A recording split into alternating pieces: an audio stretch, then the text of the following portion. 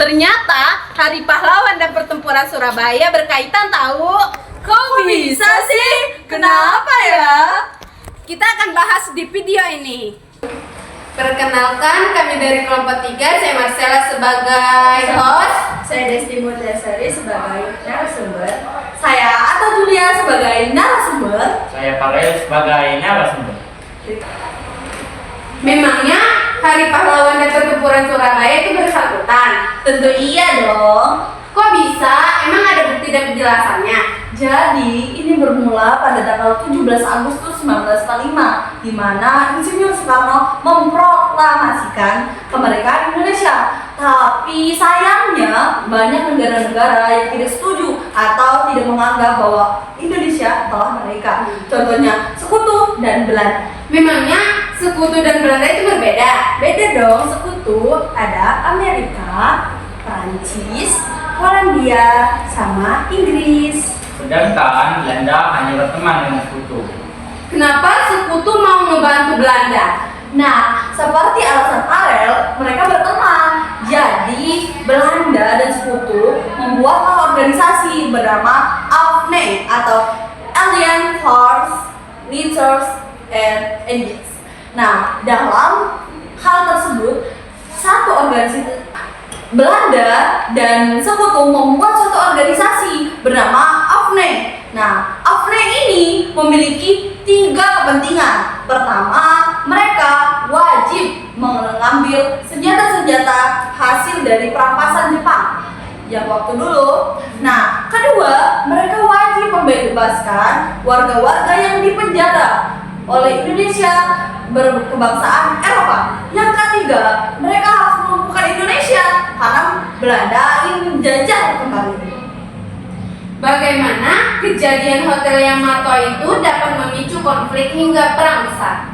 Nah, hal itu sangat besar dan sangat bersejarah hingga terjadilah pertempuran yang sangat signifikan. Nah, hal ini bermula ketika Belanda datang ke Indonesia yang dikomando oleh Mr. Lukman, mendarat di Surabaya dan menyerang Hotel Yamato. Di situ mereka mendapatkan hotel.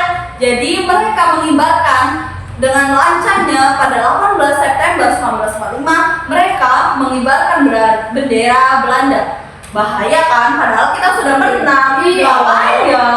Nah, jadi sebagai warga seperti kita pasti marah dong melihat hal tersebut. Iya.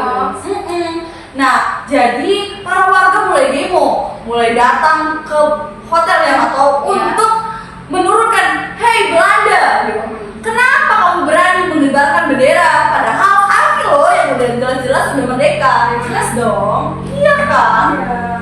Nah, akhirnya untuk menyelesaikan konflik ini, Sudirman dan 2 pengawalnya bernama Sidik dan Haryono mendatangi jenderal tersebut, Jenderal Lukman. Nah, dalam organisasi diskusi tersebut mereka bilang kalau harus damai, kita ini udah merdeka loh, ngapain ibaratnya. Tapi sayangnya Mr. Lukman tidak setuju dan bilang, kami tidak akan menurunkan bendera karena kami pasti akan menjajah kembali. Mendengar hal tersebut, Sidik yaitu pengawalnya tidak terima dan mencekik mati Jenderal Lukman. Melihat hal tersebut, tentu saja tentara tidak tinggal diam. Mereka menusuk perut Sidik sampai mati di tempat. Karena kedua belah pihak sama-sama bertumpah darah, mulailah memicu konflik, di mana terjadilah bentrokan fisik.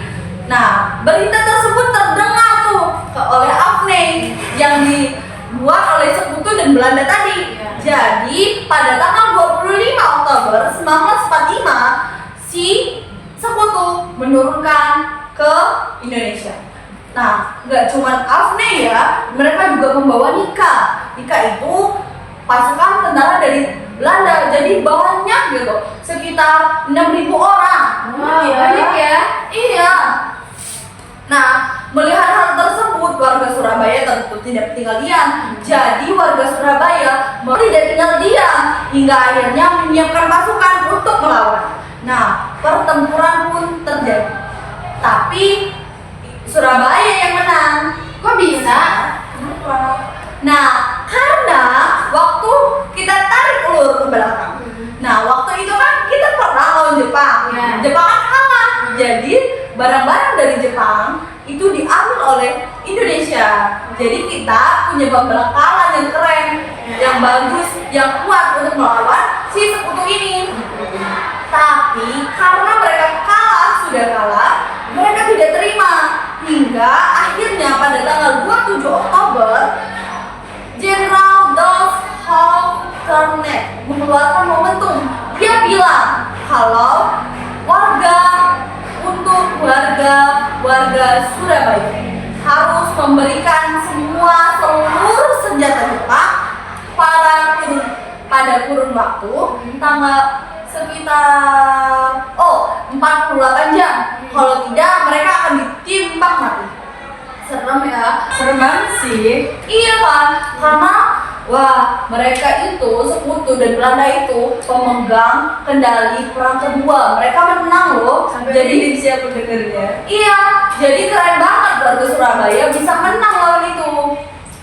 Nah, karena peperangan itu tentara Belanda dan sekutu kan kalah. Jadi hal tersebut Jenderal Philips itu dari sekutu mereka pun mendatangi Insinyur Soekarno bahwa bilang mereka itu selalu diserang loh oleh warga Surabaya dan kalah gitu. Mereka tuh tidak terima hingga akhirnya Insinyur Soekarno bersama Muhammad Hatta dan Amir Syah Sarifuddin mereka datang di Surabaya pada tanggal 30 Oktober 1945. Mereka buat poin-poin penting nih, apa aja nih yang didiskusiin supaya kita ini damai gitu. Hingga akhirnya terciptalah 3 poin. Pertama, 1. Momentum penyerahan senjata tidak berlaku seperti yang tadi. Terus kedua, tidak ada peperangan lagi. Ketiga, pelabuhan Tanjung Perak dan Bandara Surabaya milik Belanda. Kok bisa kayak gitu? Iya kan, kita harusnya tidak terima. Iya dong. Iya. Masa Surabaya punya bandara sama pelabuhan dikasih gitu aja. Tapi mereka kan kita semua tahu kalau sekutu itu memiliki peran penting dalam perang kedua. Jadi mau nggak mau harus nyerahin itu. Tapi separuh pemuda Surabaya itu tidak setuju. Mereka tidak terima dan para Belanda juga tidak setuju. Mereka tuh mau perang lagi loh, mau menyerang karena mereka tidak tahan, mereka marah gitu. Mereka tuh udah kalah, pokoknya aku harus balas dendam gitu. Nah, tapi mau buat apa? Kita kan cuma bawahan. Jadi ya kita harus ikut atasan dong, ikut mereka yang mendiskusikan. Nah, tapi mereka yaitu Jenderal Malabi waktu pulang dari perjanjian itu dihadang oleh Ratu Pemuda Surabaya. Kok bisa kayak gitu? Iya, karena si Ratu Pemuda Surabaya itu merasa kalau mau masih punya dendam loh. Jadi si Jenderal Malabi ini ditembak mati. Kok? Kenapa? Iya, karena mereka tidak terima dalam 3 poin itu. Jadi alhasil para pemuda itu menembak mati hingga akhirnya berita tersebut masuk ke kuping para Jenderal Philips. Setelah itu kurun waktu beberapa hari, Jenderal Philips pun mengumumkan nih, bilang, aku mau dibalas dendam. Kita sekutu harus balas dendam. Jadi kita mau perang.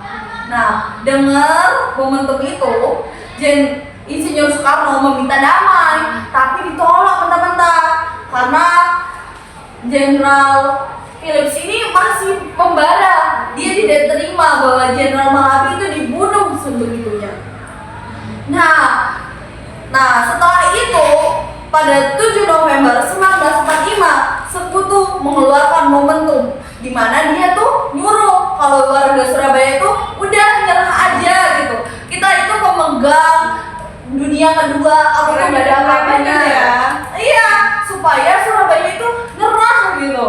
Tapi hebatnya lagi warga Surabaya itu tidak nyerah, apalagi ada suatu kiai yang bilang Kiai Haji Hashim Asyri. Dia bilang dalam fatwanya, dia bilang melawan sekutu hukumnya wajib bagi warga Surabaya.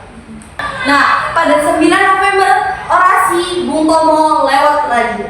Dia bilang, saudara-saudaraku, rakyat Surabaya, siaplah keadaan genting. Tetapi jangan mulai menembak. Jika ditembak, baru kita boleh tembak. Nah, kita tunjukkan bahwa kita orang-orang yang benar-benar ingin merdeka. Semboyan kita tetap merdeka atau mati. Wah, dari situ mulai membara para rakyat Surabaya. Mereka tidak takut lagi sekitar para. Nah, pada 10 November, satu hari setelah momentum Bung Tomo dibacakan, pada jam 6 pagi sekitar 140.000 orang pemuda Surabaya berkumpul di lapangan Benteng. Sudah siap perang, dan tanya itu ada 2.000 pasukan TKR atau Tentara Keamanan Rakyat. Nah, saat itu mereka tuh nunggu lama banget, terus bertanya-tanya apa sekutu ini nyerah, karena udah kalah 2 kali gitu.